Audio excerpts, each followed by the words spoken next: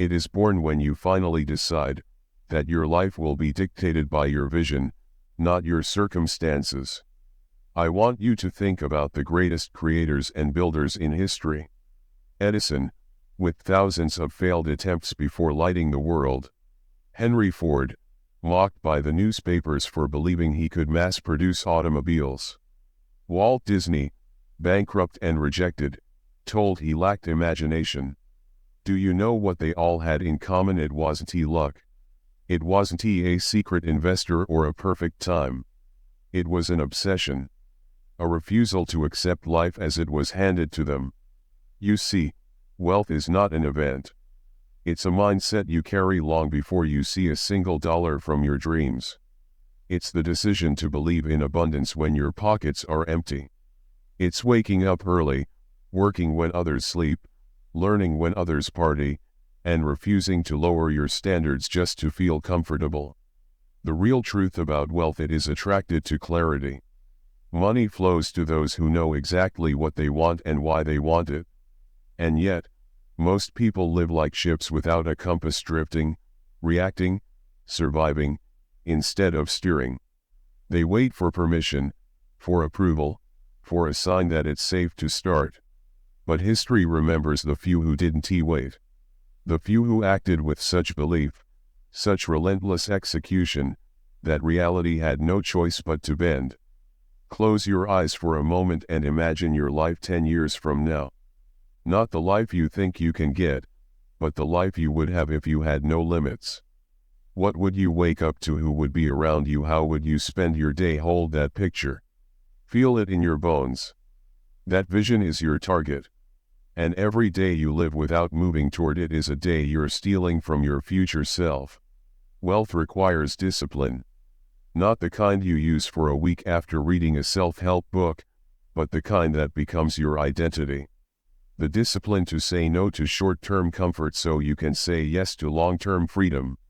The discipline to protect your mind from gossip, negativity, and the opinions of people who have already quit on their own dreams. I will tell you the secret that the wealthy already know: you are always programming your future. Every choice you make is a vote for the person you are becoming.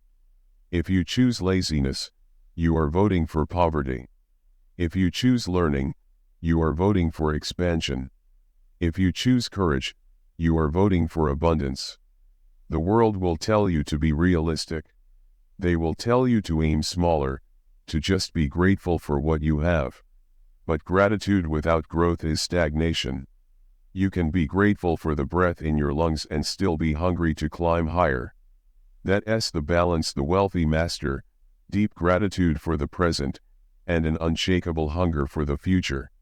Never forget, your environment is shaping your destiny more than your intentions are. If you surround yourself with people who settle, you will eventually settle. If you keep listening to voices that doubt you, you will start doubting yourself.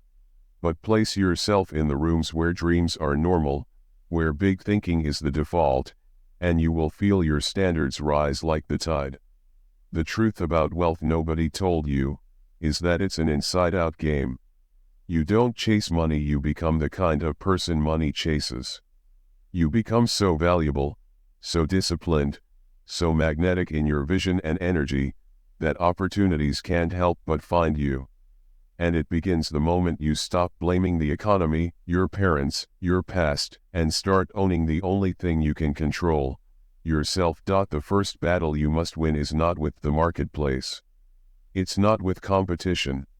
It's not with the economy, or inflation, or politics. It's with the voice in your head that whispers, "Who are you to think you can do this?" That voice is the gatekeeper of mediocrity. It has killed more dreams than bankruptcy, more visions than failure, more potential than any external circumstance. And here's the twist: that voice never truly goes away. Even the greats hear it. Edison heard it. Disney heard it. Steve Jobs heard it. The difference: they didn't negotiate with it. They acted anyway. Because wealth in every sense of the word demands that you act before you feel ready. It demands courage in the face of doubt. Most people wait until they feel confident before they move, But confidence is not the cause of action. It is the effect of action. Think about a blacksmith forging steel. The fire comes first, the hammer strikes again, and only then does the steel take shape. Your confidence works the same way. The fire is your vision. The hammer is your action. And the steel, that's your destiny, forged by repetition. But here's the problem: we live in a world of shortcuts. Instant gratification has poisoned ambition. People want the trophy without the race, the harvest without the planting, the wealth without the years of obscurity. No one talks about the years when nobody believes in you. The nights when you work alone in silence, not knowing if it will ever pay off. The days you question everything, when your dreams feel like a distant joke. Those are the years that shape you. They are the reason your success will mean something when it comes. Wealth is not built in the spotlight. It is built in the shadows. And if you can't stay disciplined in the dark, you will crumble in the light. You must become the kind of person who does not need applause to keep going. Who does not need permission to start. Who does not need reassurance every time the road gets hard. The wealthy understand this. Results are inevitable when your commitment is non-negotiable. When you decide that quitting is not on the table, you free yourself from the constant, draining question of should I keep going. You just keep going. Let me tell you something powerful: your future is not built in years. It is built in moments. Moments when you choose to keep running after the world says stop. Moments when you choose to invest your last dollar into your dream instead of into your comfort. Moments when you choose growth over entertainment. And every one of those moments compounds. Like drops of water carving stone, they seem insignificant at first, but over time, they reshape the entire landscape of your life. The truth about wealth that no one told you is this: it doesn't show up suddenly. It shows up quietly. In the way your mind sharpens. In the way your standards rise. In the way people begin to see you differently, because you've become different. It is not the market that will decide your fate, it is your habits. The market will go up and down. Technology will change. Industries will rise and fall. But if you are adaptable, if you are a relentless learner, if you understand the art of reinvention, you will thrive in any environment. Look at Andrew Carnegie. The man started with nothing: no money, no connections, working in a cotton factory for pennies. But he had one asset most people never develop: the mindset of growth. He became obsessed with learning from the best, surrounding himself with mentors, and finding leverage where others saw limitations. That obsession turned him into one of the wealthiest men in history. And here's the part no one likes to hear: he gave away more money than most people will ever earn, because wealth to him wasn't the money, it was the freedom to impact lives. You must decide right now what wealth means to you. If it's just a number in a bank account, you will never feel full. But if it's freedom, if it's mastery, if it's the ability to live on your own terms and lift others as you climb, then you will chase it with a fire that no setback can extinguish. But hear me, you will be tested.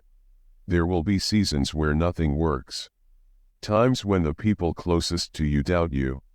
Days where you wonder if maybe they were right, maybe you were foolish to think you could pull this off. That's the moment the majority quit, but that's also the moment the minority, the builders, the dreamers, the future wealthy double down. Because in that moment, you're not just building your business, your career, or your bank account, you're building you. Understand this: the person you are right now is not the person who will hold the wealth you desire. That version of you is still under construction. And the construction process is messy. It's loud.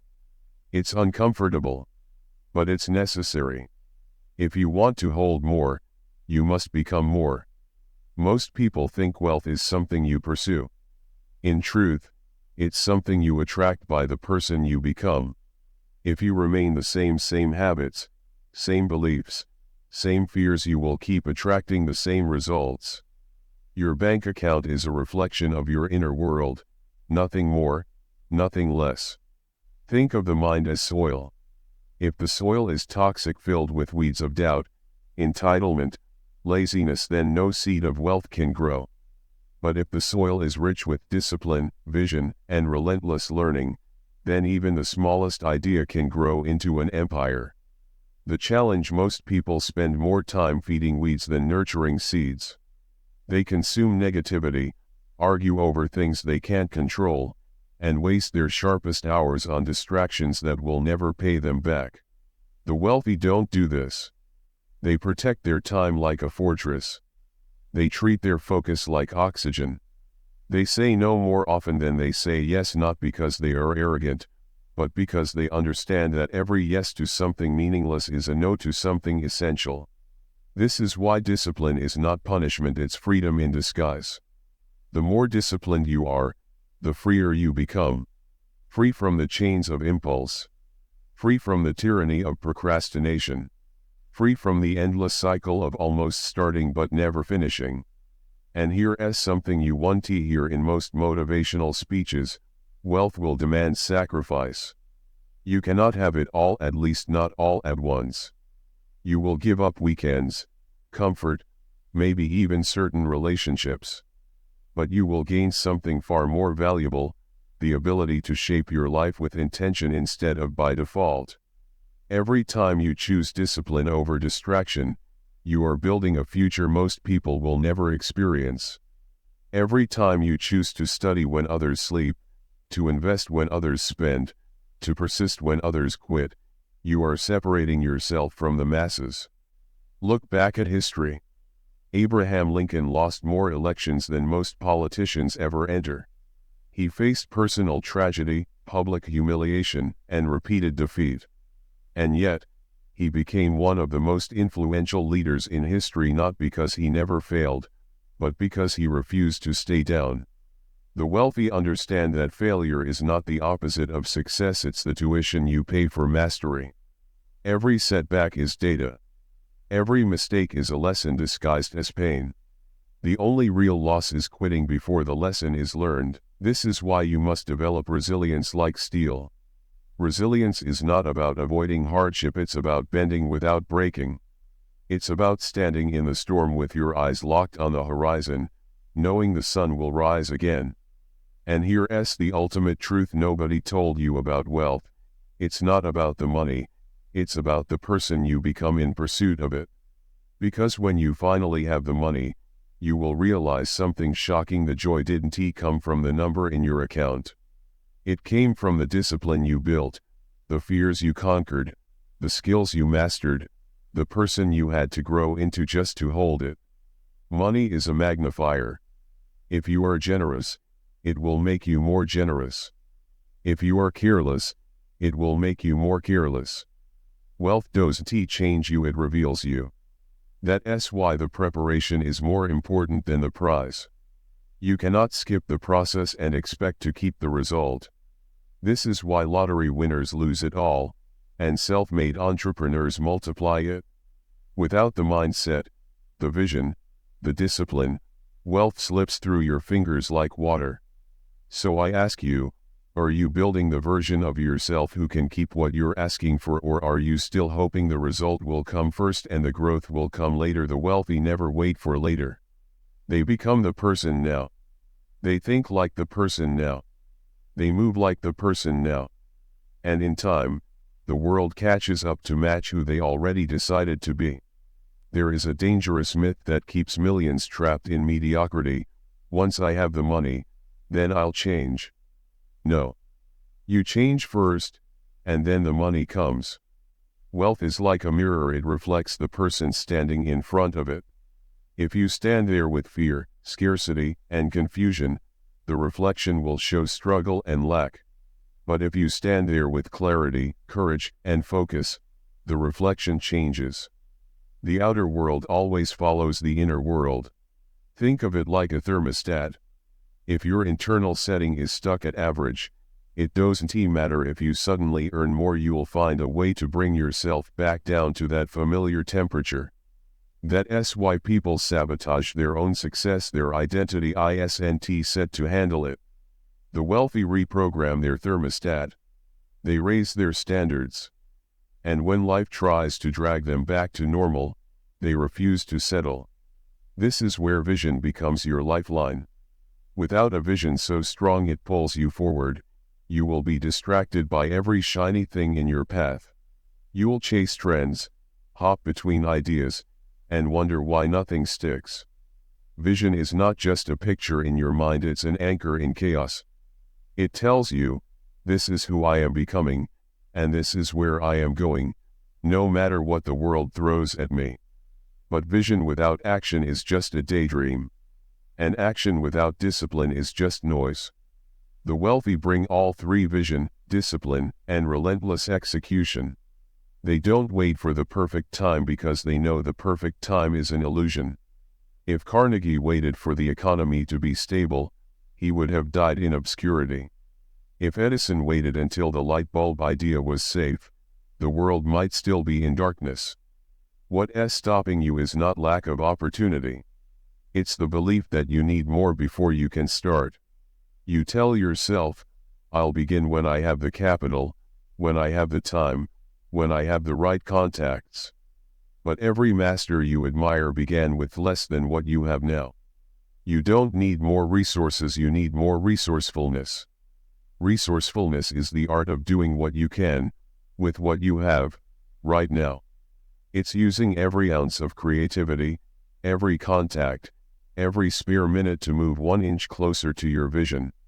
It's refusing to let circumstances dictate your destiny. And here's the truth: resourcefulness is a muscle. The more you use it, the stronger it gets. The wealthy train this muscle until it's second nature. They don't ask, can I do this? They ask, how can I make this work? That single shift in thinking turns obstacles into opportunities. It transforms walls into doors. It's the reason two people can face the same setback: one quits, and the other builds an empire from the rubble. But let me warn you, when you begin to think and act like this, you will stand out. And when you stand out, you will be judged. People will call you obsessed, unrealistic, even selfish. They will project their fears onto you, because your courage exposes their complacency. Do not shrink to make them comfortable. History has never remembered the people who played small. It remembers those who dared to be misunderstood in their pursuit of something greater. There is a loneliness to building wealth, not because the journey is empty, but because few are willing to walk it. You will outgrow people. You will outgrow conversations. You will outgrow versions of yourself. This is the price of transformation. But the reward: the day you wake up and realize you are no longer surviving life, you are creating it. The day you have the freedom to work because you want to, not because you have to. The day you can lift others without sinking yourself. That's when you'll understand wealth was never the end goal. It was the tool to build the life you were meant to live. There will come a day sooner than you think when you will look back on this very moment and realize it was the turning point. The day you stopped waiting. The day you stopped blaming. The day you took your own life into your own hands and refused to let go. Because here's the unspoken truth: no one is coming to save you. Not the government. Not your boss. Not a miracle lottery ticket. Your rescue mission is your responsibility. And the most liberating moment of your life will be when you finally accept that truth, because when you do, you'll stop waiting for the world to hand you a seat at the table and start building your own table. The wealthy think like architects. They design. They measure. They visualize the finished structure before a single brick is laid. They know exactly what they're building before they pick up a single tool. And when they begin, they commit until the vision stands complete. That's how you must approach your life. Stop patching holes in a sinking ship and start building the vessel that will take you across oceans. Stop rearranging furniture in a house you don't want to live in and start constructing the home you dream of. You have been given something priceless: a mind capable of creating new realities.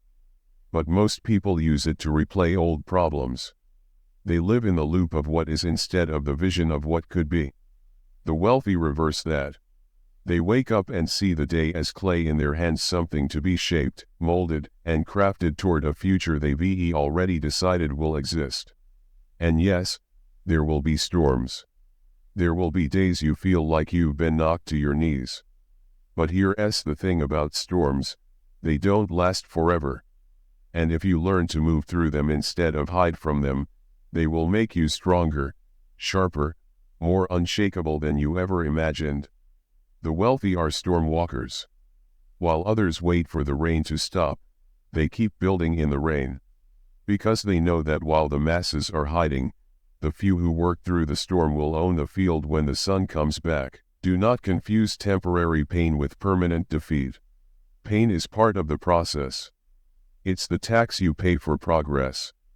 Every setback you face is shaping you into someone who can carry more, handle more, and be more. And that's the final truth about wealth. No one told you you don't get it because you want it. You get it because you earn it. Not just in money, but in mindset, in mastery, in character. When you become the kind of person who refuses to be broken, who shows up every day with vision in their heart and discipline in their actions, wealth has no choice but to find you. But let me be very clear: this journey will ask everything of you. It will strip away your excuses, your comfort, your old identity. You will outgrow friends. You will be misunderstood. You will walk into rooms where no one believes in you yet. And in those moments, you will have to believe enough for all of them combined. Because wealth is not for the faint of heart. It is for the committed. For the ones who can look at the mountain and say, "I will climb it, even if it takes me my whole life." So stand up. Decide. Draw the line between who you've been and who you're becoming. Choose the vision over the excuse, the discipline over the distraction, the courage over the comfort. And when the voice of doubt whispers, "What if you fail?"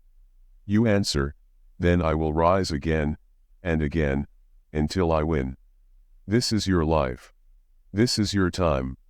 You were not born to simply pay bills and die. You were born to create, to grow, to lead, to impact. You were born to walk into the fullness of your potential and claim the wealth in every form that is already waiting for you. And when you arrive, when you can finally breathe the air of freedom, when you can give without fear, when you can wake up every day knowing you're living the life you built, you will smile, because you'll know the truth: wealth was never about the money. It was about becoming the person who could create it, keep it, and multiply it, and in doing so, change the world. So go. Build. Rise. And never look back.